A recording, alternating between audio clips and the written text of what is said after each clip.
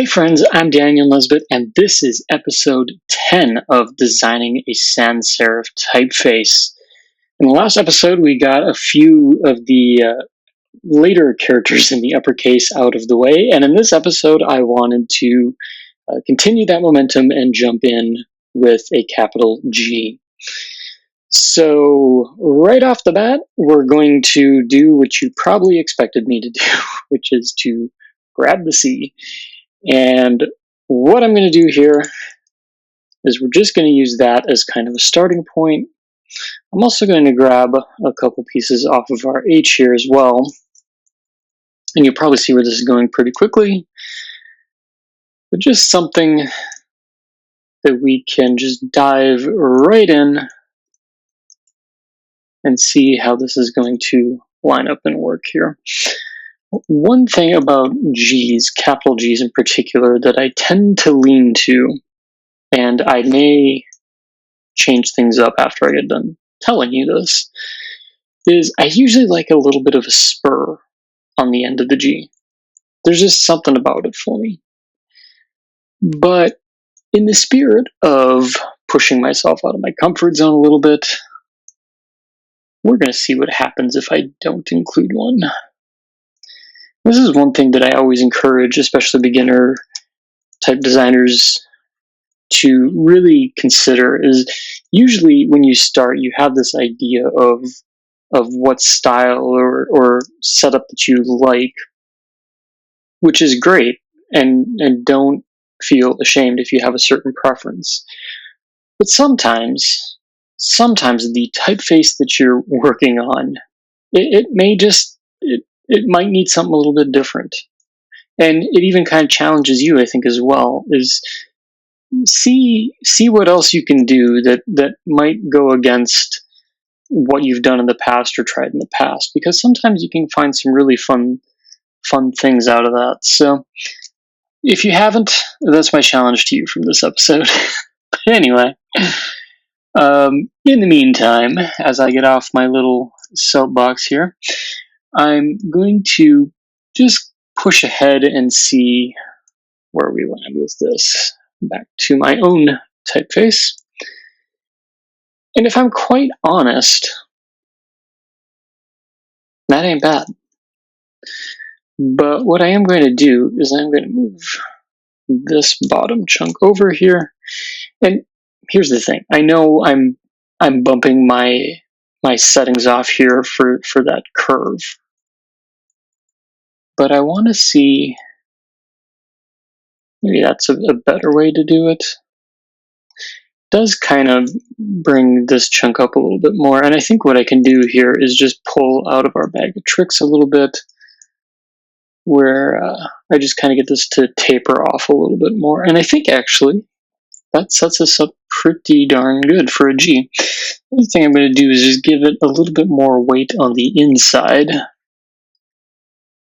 I'm going to kind of push this down a little, push that down a little bit.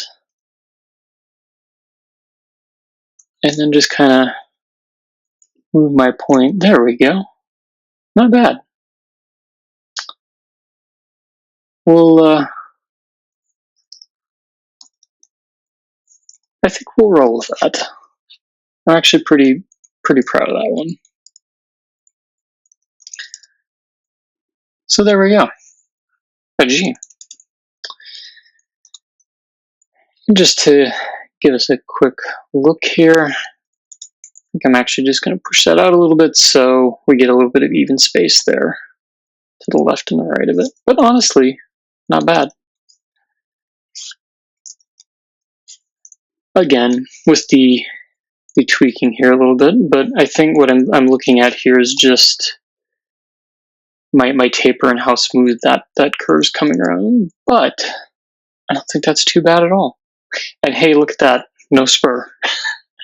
So we're off to the races, and we've got our G actually looking pretty good, I would say. So for the J, this is one that tends to be a struggle a little bit, because it's just a hook, right? That's all it's supposed to be, is just a hook. And it's funny how such a simple character throws me off all the time. Now the thing is I don't just want to make it a hook like that and call it a day. I don't just want to replicate the L and be done with it.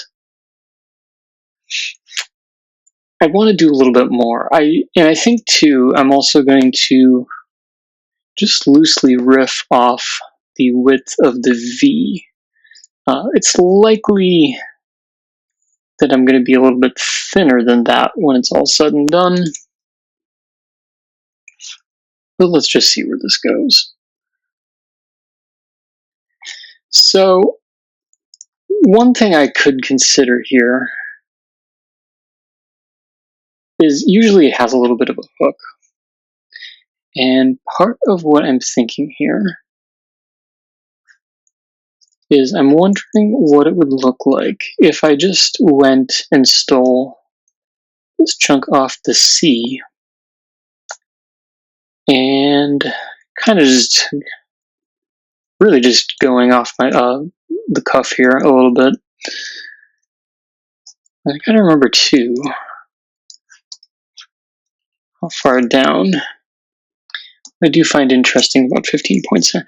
What I do find interesting between recording these is how quickly it's easy for me to forget sometimes what my settings are, but I just chalk it up to part of the fun.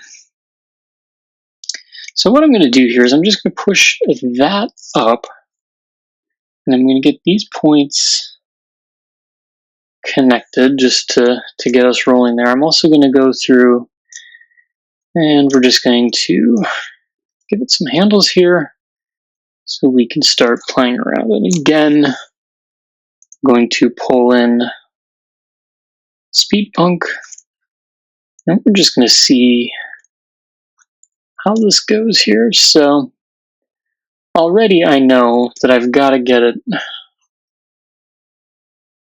maybe a little more narrower than where I'm at right now.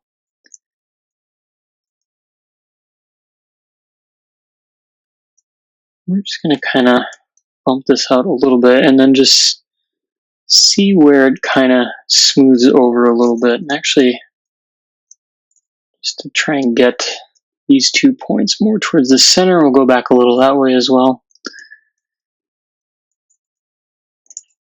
And I think I'm actually going to bring this point up some as well. So we'll kind of get that, but it already looks like I'm too far there. So we'll kind of bring that down to a point where it's a little bit more pleasing to the eye. And we'll kind of get that to taper off a little bit more. Still not 100% where I want it.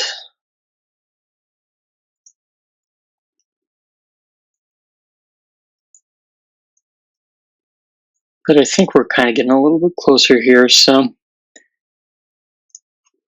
one thing you probably notice that I'm already fighting with a little bit here is this portion down here. So if I just go and type in the right character first, but you'll notice that I've got some really ugly shapes going on here, and they're really not doing me very many favors. So this is kind of that trick of finding a pleasing shape here, and it might end up being.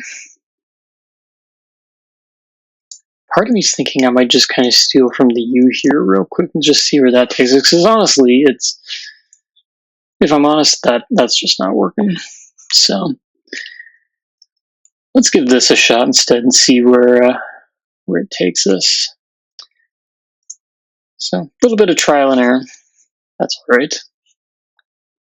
Sometimes you just have to work through these things and just kind of see where they land.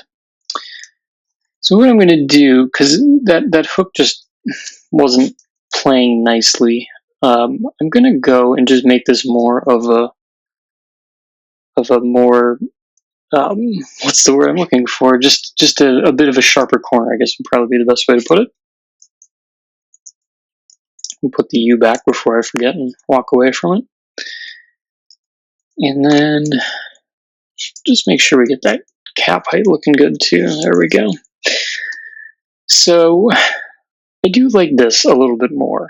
It doesn't really jive with this shape though, and there's two things I'm looking at with that. Number one, I'm kind of thinking we need a bit of a sharper corner there, and bring this down just a tad more as well. Make sure I keep it lined up there. The tough part is that I want this to look like those 2 points relate to each other. And then the other thing that I'm going to do here, just to help us out a little bit, is I'm going to back this inner curve off a little bit more. So I think I'm going to bring that in some too. Just kind of see where that... So, effectively what I'm doing is I'm just looking to make this, if you will, a grown-up version of the lowercase here, because this does have a pretty sharp corner there.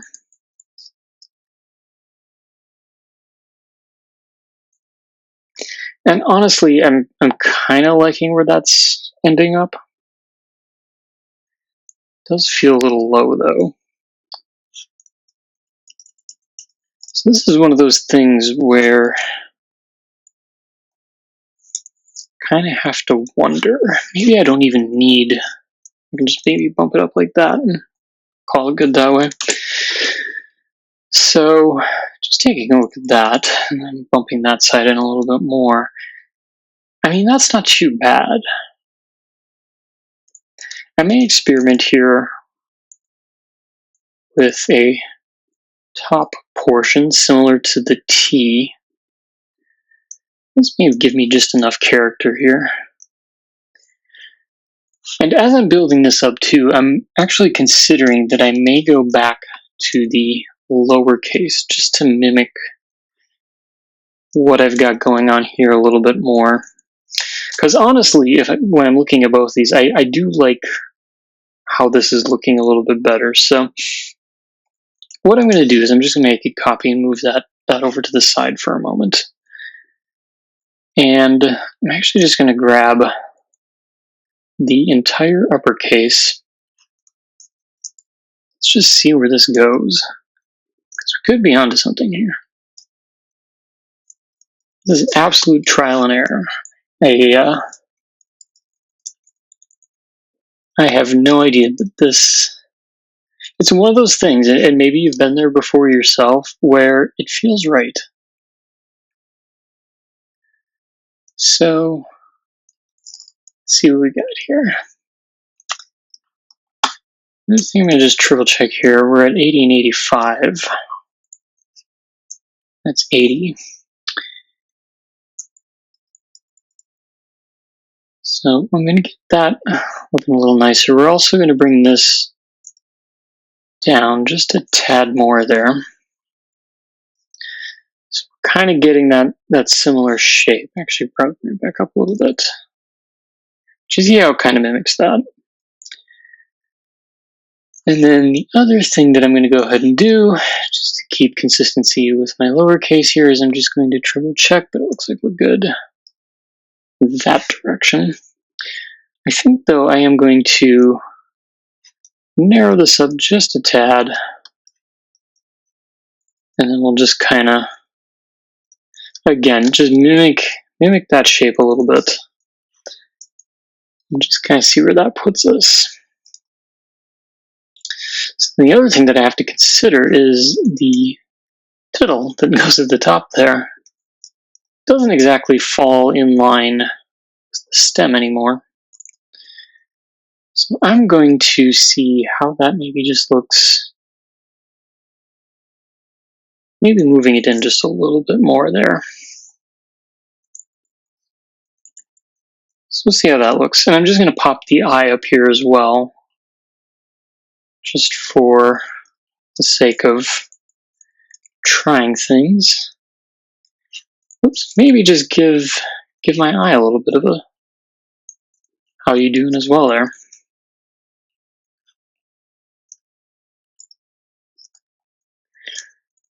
So already you kind of, there's kind of that vibe going on that I like. Bump that in a little bit more. So interesting how shaping this capital J up actually kind of reinformed how this lowercase one looked. And to be honest with you, it does feel like it was a little bit of a risky move, but I think that actually turned out pretty well, and I'm actually really thrilled with where that ended up. So, fun little sidetrack there. It's kind of neat when things go off the rails a little bit. This does raise the point about my F and my T, and for now, I'm probably just going to leave both of those. I'm going to let this one marinate a little bit. But I will forewarn everybody that I may come back and revisit those two shapes as well. We'll see kind of how I'm feeling, because like we have the bottom of the I here and the L, but and even the A's here that do have this, so there may just be enough going on that I could be okay with leaving that. We'll see where it ends up. So the last letter I'm going to tackle here before we call it a day is the capital K. And like I said in the last video, I was probably going to use the lowercase as my starting point, and surprise, I'm using lowercase as my starting point. I'm sure you all saw that coming from a mile away. And if you didn't, well, thanks for indulging in my my attempt to be funny here. So we'll just kind of take a look here. I think what I'm going to do is just extend this part out here a little bit. And if you haven't picked up, but I'm sure you did, I'm actually just using the uppercase H as my point here, just to start figuring out the width and what have you. Now again, this is going to look outrageous for a moment, but we'll pull it back in here a little bit. So let's just kind of see where that starts us out here. Now, honestly, that's really not too bad for a first go. Frankly, I was expecting this to be a little bit more work, but honestly, when I see that, it isn't too bad. Now, one thing that I do kind of have to work against here a little bit is it making this not look so lopsided. There's a couple things that I want to do here just to address that. Number one, you probably just noticed that I'm bringing this point down here a little bit. The other part too, just to borrow a chunk here, is I'm also making sure that the top portion up here ends a little bit earlier than the bottom portion down here. And at this point, all I'm doing is just deciding if I've done enough to make that look right or not as soon as I get on the right shortcut here.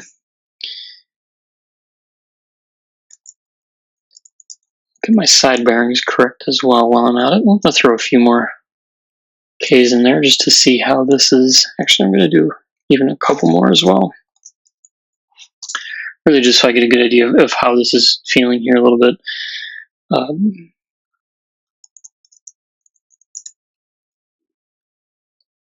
So kind of just space that out a little bit so it looks right. And honestly, that's a pretty solid K, if I don't say so myself. And I think that's enough that I'm just going to roll with it. There's really not much more to it than that. It's the other part too, I guess, is just making sure that we've got our stroke widths correct here. And I mean, it looks right. It looks fairly even with the weight down here. We're looking good. So that was actually a lot easier than I was expecting it to be. So with that, I guess we'll get into a bit of a bonus character then. And for that, why not the V here? So for what I'm going to do here is we're going to get our stroke order in the correct directions here. Make sure that we've got that looking good, and we do.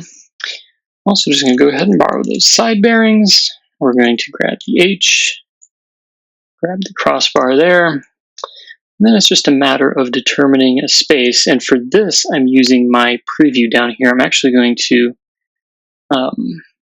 make this a little bit smaller here, because this is one of those things where it's going to be a little bit easier to get lost, because eventually this area here is going to close up a little bit more. So I just want to keep a bit of an eye on how that's going to look, and that's going to kind of determine how far down I go. And I think that's actually probably a pretty decent point. Seems to read well at that lower shape. So yeah, we're looking pretty good here. It's got a couple characters left. We've got the B, the Y, and the S. And honestly, it's one of those things where you get on a roll, and it's easy to want to keep going. So one more, then we go, right? That's how the saying goes. So we're going to go with the lowercase p. We're going to use the width of the lowercase p for the B here. And then let's just see where this ends up. So for kind of where that crossbar would hit, I'm going to let our E, our uppercase E, inform us of where that needs to go. So that looks like we're about there. So we'll use that. That way we get that consistency there. And then we'll take the top bowl here, just bump that up there. So we've got that in mind. Just make sure.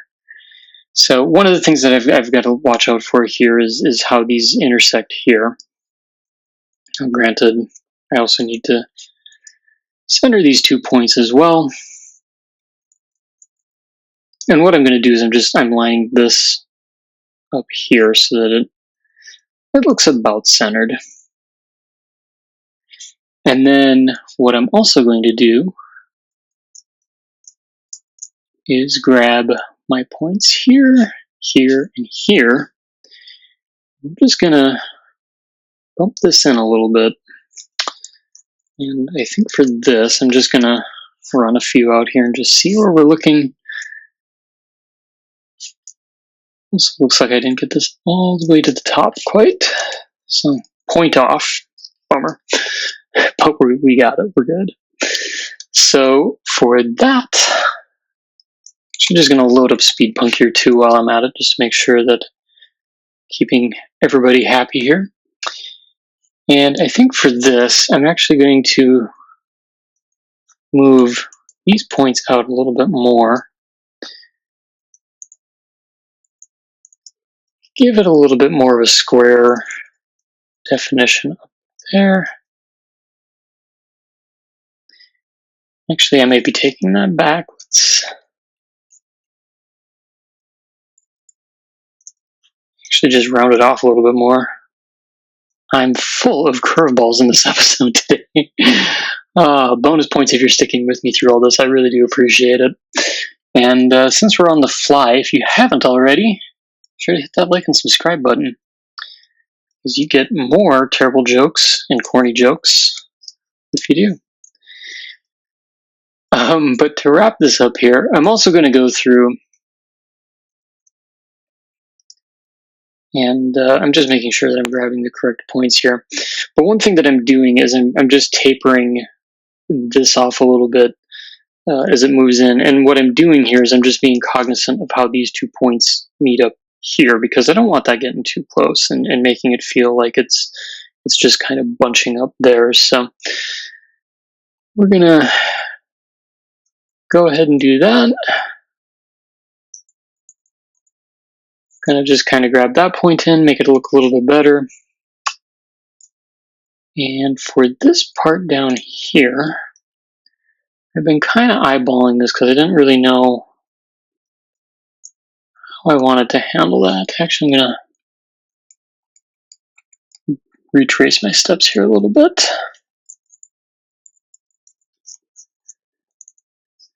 because I do want to keep it kind of a little bit how this P looks here too. And I think, honestly, I think that's okay. I mean, looking down here, obviously it looks like a B, so I know we're not too far off from how things look. And then just to kind of do a quick test here, we're going to throw an H in between each one. I bumped that out, but I think I'm actually going to bump it maybe just a tad more back. And there we go. We've got a B. So honestly, it's looking pretty solid. And I promise on that note that we're going to end on that. That does leave the uppercase S and Y. But again, I think we can leave that towards the next episode. So, like I said earlier, if you're enjoying what you see, feel free to like and subscribe. If you have a moment, I also wouldn't mind a little bit of your thoughts in the comments section. How do you think this is shaping up? Is it looking good? Are you seeing anything that I'm not seeing? If you have any advice or things of that nature, like I always say, it's great to share that with the comments section, not only for me, but for anyone else who's watching this series with an interest in type design.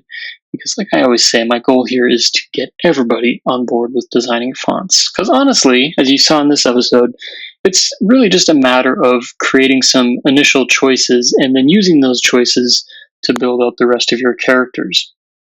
Of course, there's a little bit of back and forth, and as you saw, like with the J there, I was happy with one earlier in this series, the lowercase j, but then going through and doing the uppercase j, I realized that I wanted to do a little bit of a design direction change. So you run into things like that designing type, and honestly, that's okay. This isn't a process necessarily to be done overnight or over a weekend. But as you can see, it's just fun to watch these decisions build up into what is eventually your typeface. So with that, as always, thanks for watching, and I will catch you in the next episode.